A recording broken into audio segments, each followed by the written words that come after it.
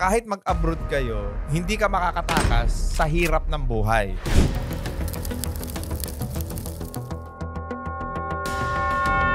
Nag-work lang naman po kasi kami sa factory sa Japan. Magkano ang sahod doon? Iba ang rate ng babae at saka lalaki. Mahirap siya actually. Bakit? Pag hindi ka mag-second job, mag-third job, hindi ka mabubuhay. Kawawa. Doon ako na-stress, nag-anxiety din ako, nag-depression din ako because of that. Umuwi kaming Pilipinas, pandemic, because my mom was sick. Ano sakit ni mother? Ubo lang yun, then naging pneumonia, tapos nag-sepsis na. 1 month siya, almost nasa ICU. For almost 6 months, wala kaming pera. Paano nyo unti-unting ibinalik yung pera sa inyo dahil sa gastos sa lahat? Nahilig lang si Habi sa shoes, ako sa mga bags. Post pa lang siya online, and then biglang nabenta lahat. Gusto mong umasenso sa buhay, ang option talaga is business. Yes, sir. Si Leonor, kumikita na ng milyon ngayon kada buwan. Yes.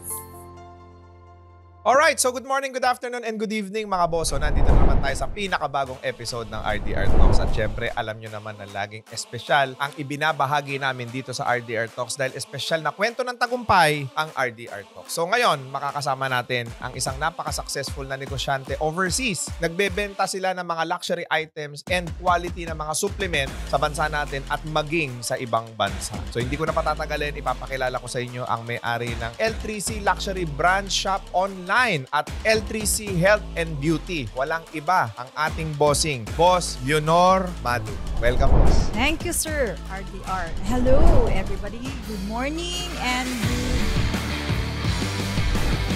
Leonor, paano kayo nalinya dito sa mga luxury? nag-work lang naman po kasi kami sa factory sa Japan. Ha? Factory worker tapos Yes. to luxury? Nahilig lang si Habi sa shoes, ako sa mga bags. Nag-start kami nung personal collection. Meron pa kaming Operation Minimalism 2018. We have to keep lang at least one item na gustong-gusto namin. Then the others, benta natin. Post pa lang siya online, and then biglang nabenta lahat. Tapos meron na nagre-request na, "Ma'am, meron po ba kayong LV na bag na pabenta?" So nagpupunta kami ng mga thrift shops, mga recycle shops sa Japan na nagbebenta ng mga brand bags. More on luxury brands. Luxury brands. Even yung mga supplements ninyo, mga Yes. high-end din. They are premium, 100% made in Japan. Marami nagsasabi na yung mga mamahaling item, wala namang bibili niya kasi sobrang mahal. Totoo ba yun? Actually, it is an investment. Okay, for example, this one, if I'm correct, that's Birkin, right? Yes, it's a rare Hermes Birkin bag. Magkano yung ganyan? Ang reselling price niya is 2M. 2 milyon yan? Yes. May bibili ba yan? Meron po. Kasi the following years, tataas na po yung value ni Hermes. Yung exclusivity po kasi, hindi po siya nabibili right away sa store nila. So you have to invest first. You have to buy many Hermes products, saka kanila bibigyan. Why did you say that Hermes and other luxury brands is an investment rather than expenses? For me, sir, because their exclusivity. Hindi ka basta-basta ngang makakabili nito. When you buy this, reseller's price is actually double, even triple, sir. Mas maganda pang negosyo yan kaysa sa mga ginto. Yun nga ang sabi nila, sir. Even house and lot and real estate. Yeah. If you know lang the real piece, go for the rare ones, for the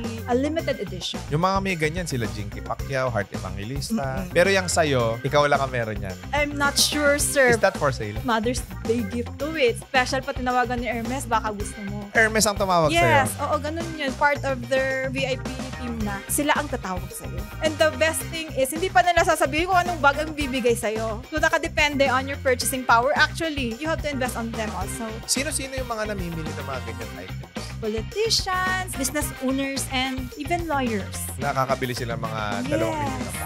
So, doon na nagsimula yun siya. Hanggang sa naging Hanggang negosyo sa naging na. negosyo na talaga because maganda pala ang kita. Pero actually, na-stop siya, sir, for almost a year din kasi nga umuwi kaming Pilipinas, pandemic, because my mom was sick. Parang hindi ako ready kung ano mangyari sa mom ko. Good thing, nag-decide kami na umuwi kasi naalagaan ko yung mom ko. Mga bata, nakikita niya everyday. Right. Then after that, na-admit siya 3 times actually sa hospital. Hospitalization and all, medical bills, lahat ng ipon, which is supposedly sana pang visible store here sa Philippines. Nagastos namin lahat sa hospitalization and all. Doon ako na-stress. Actually, nag-anxiety din ako, nag-depression din ako because of that. Ang papa ko is considered Japanese national. High school pa lang ako. Paralyzed siya, kaya hindi din ako nakagraduate. Kami yung pinupush niya. Start ng work ko is farmer sa Japan. Anong tinatanim mo? Kabucha, that's what we called squash. Mahirap siya actually.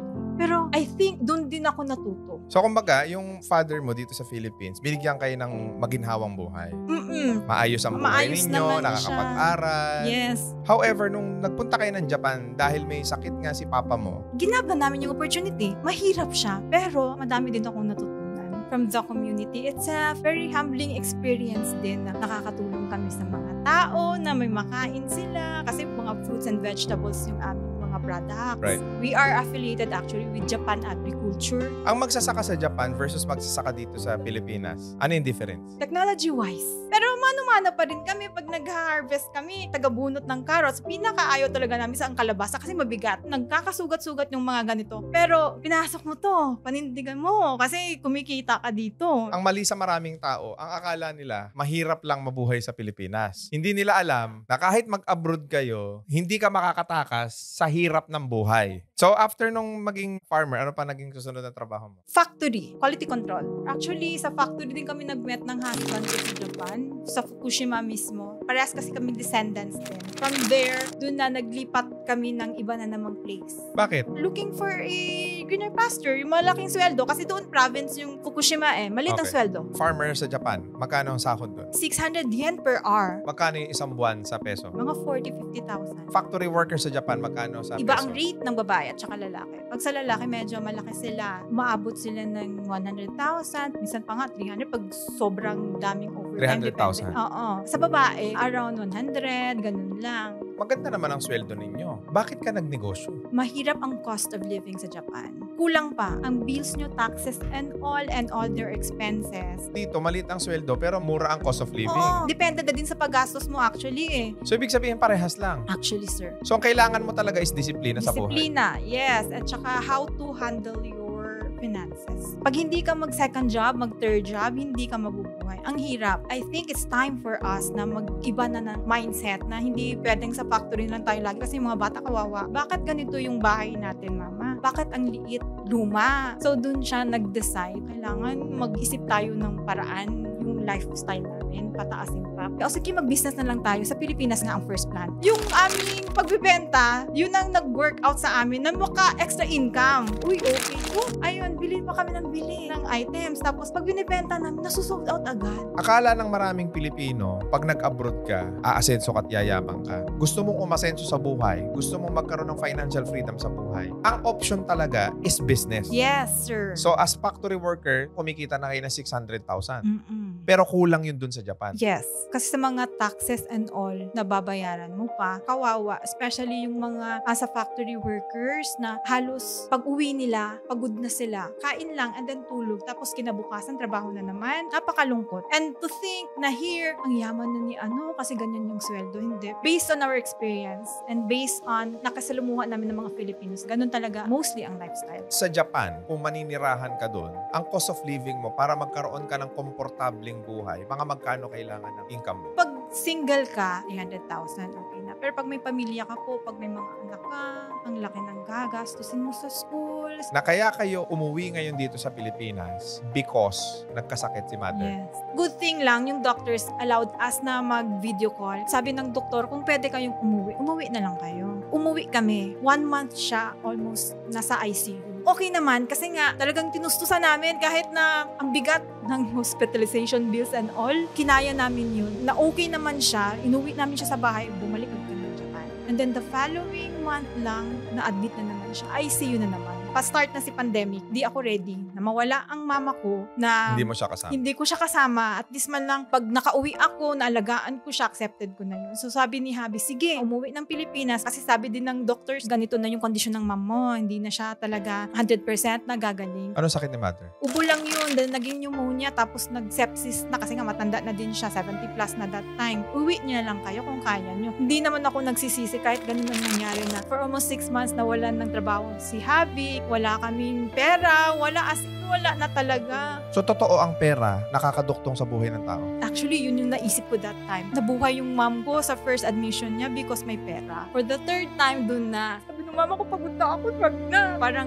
di na kaya kung i-hospital ulit. Lahat yung ipon namin, pati sa mga bata, wala. Sabi namin, dito na lang tayo magsama-sama hanggang sa last breath ni mama. So, nandun talaga kami lahat. And then, si ma'am, nawala na siya. Anong Namatay siya June 2020. Kaya hindi ko talaga pinagsisihan na umuwi kami. Kasi at least yung pagkamatay ng mom ko, nandun kami. Sabi ko, that's the best decision sa buong buhay ko. paano nyo unti-unting ibinalik yung pera sa inyo dahil sa pagbabayad sa ospital, sa gastos, sa lahat? Walang trabaho si Habi kasi nga nag-stop siya. Pagbalik namin sa Japan, tinawagan siya ng employer niya na pwede ka na bang bumalik sa trabaho. During that time, kakabalik lang namin ng Japan. May tumawag sa amin na friend ko din na sabi, gusto niya magkabahay sa Japan. That night, nag-usap kami ni Habi, ano kayong gagawin natin? Wala na tayong paglalagyan ng mga items. Napaka-imposible naman na ma-approve. Pero luckily, sir, 3 weeks lang na-approve agad siya. Ang akala namin, pagbalik namin, wala nang tatangkilik sa amin. Ang dami na nagbibenta. Yung live selling sa Japan, usong-uso. Paano kaya to? Kaya pa kaya natin? Luckily din, sir, mas lalo siyang dumami yung mga clients namin. Nag-start na kami ng live. Live selling? Yes. Paano ka nangapital?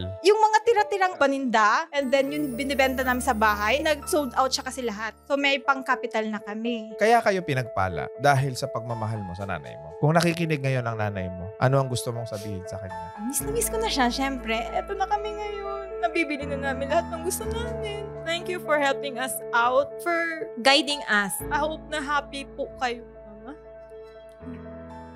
Si Leonor, kumikita na ng milyon ngayon kada buwan. 6 digits to 7 digits na kami man. Anong mga items ninyo ang mga mabibilis? Bags and shoes. Hermes, Gucci, Dior. And then, itong product na to, ito yung bago nyo, di ba? Yes, from L3C Luxury Brand Shop Online, L3C Health and Beauty. So, ano ang ginagawa nitong horse placenta na ito? This one is an anti-aging beauty supplement. Maganda din po siya sa katawan. Actually, it boosts in your immune system. Those who have problems with hormonal imbalance, it helps a lot. So, ito from Japan ito. Yes, this is made in Japan. So, you are the distributor? Yes, meron kaming OEM, meron kaming manufacturer, pero this one is our own na siya. Own brand yun Yes, na. own brand. Ito din, sir, bigay lang din sa amin to. Tumawag lang din yung friend na may business consultant sila ng mga Japanese. Ito talaga, legit Japan to. Yes, doon kami nakatira eh. Approved na talaga siya ng Ministry of Health. Tumawag lang din siya sa amin na gusto niyo gumawa ng sarili niyong brand. Then yun nga, right timing. Kasi naghahanap naman kami ng investment. So that's it. Which is good din because kami mismo nakapunta sa factory kung paano nila ginagawa yung Right. product. It's legit. Nasa Japan talaga siya galing. Even the packaging and all, sa Japan siya mismo ginawa. And what's good is, ayan, Brand ninyo. yung brand na L3C. namin. Oo, yun na siya. So, paano kanila i-reach out kung gusto nilang matry yung produkto or gusto nilang mag-reseller? Are you open for reseller? Yes, sir. Right now, we are open for distributors and resellers. We want to help also our kababayan, especially muna sa Japan, yung mga nasa bahay lang na pwede nilang pagkakitaan, may extra income, like our page L3C Health and Beauty. L3C Health and Beauty. But for the luxury items is L3C. Luxury brand shop online. Okay, so nandyan na lahat ng pagkakagastosan ninyo, Yes. mga boss. Sa mga negosyante Yes. kong kaibigan dyan, mga business owners na nakikinig ngayon, if you want a very good investment pagdating sa mga luxury brand like Hermes, Gucci, Dior, kindly like and follow their page. Leonor, bago tayo matapos, magbigay ka ng mensahe dun sa mga anak na nakakalimot sa kanilang mga magulang. Ang swerte nyo na buhay pa yung mga parents, especially now na hindi natin alam, life is too short. Love your parents. Give them time. Yun naman pinakamahalaga. Give the best of yourself to them. Understand them. And later on dun na pagpapala, si Lord ng bahala. Yo, ang ganda nun. Alright, so maraming salamat mga boss sa patuloy na pakikinig. Again mga boss sa naghahanap ng mga branded, kung gusto niyo mag-invest sa sarili ninyo to establish your personal brand. Kung naghahanap kayo ng mga luxury items, L3C Luxury Brand Online, i-follow nyo na yan mga boss sa kanilang Facebook at makikilala nyo po si Miss Leonor mismo at siya po ang mag-a-assist sa inyo kung ano po ang hanap ninyo ng mga luxury items. And then of course, yung panibago nilang brand na L3C Beauty and Health, yan. So i-follow nyo na rin po sila sa kanilang Facebook. Legitimate na from Japan po ito because they are actually residing sa Japan. Kung naghahanap po kayo ng mga items na mga horse placenta, kagaya nito premium horse placenta, I would also encourage you to be one of their business partner here in the Philippines. Po pwede kayong mag-reseller, po pwede kayong mag-distributor, or di naman kaya po pwede kayong gumamit ng kanilang mga produkto. Alright, muli mga boss, huwag ninyong kalilimutan i-click yung notification bell para lagi kayong updated sa aming mga future videos. And also do not forget to follow us on our Facebook, Instagram, and TikTok account. And available na rin po kami mga boss sa Spotify. So habang nagmamaneho, i-follow nyo lang po ang RDR Business Lesson and RDR Talks sa Spotify po para makapakinig po kayo ng mga inspiring and motivating stories. Sa lahat pala ng may success story dyan na gusto ninyong i-cover sa RDR Talks, please do message us at malay nyo, kayo naman ang kasunod na uupo sa RDR Talks. Muli mga boss, maraming salamat and God bless sa inyong lahat. Thank you. Susunod. Lumaki ako. Halos lahat ng hindi magandang nangyari sa buhay na experience ko. Feeling ko, pangit-pangit ko, bobo-bobo ko. First job ko, janitor/promodizer. Kahit walang sweldo, bigay mo buong-buo as if binayaran ka ng 1 milyon because yun yung signature mo. Because the value is in the experience. Doon ako nagkaroon ng new mindset which is growth and development. Sobra akong nag-improve, sobra akong gumaling. And then you become financially successful. Yes, sa buong family ko, sa buong angkan ko, pero deep inside, I was suicidal. Every night, I would always pray, sana take away my life. Why?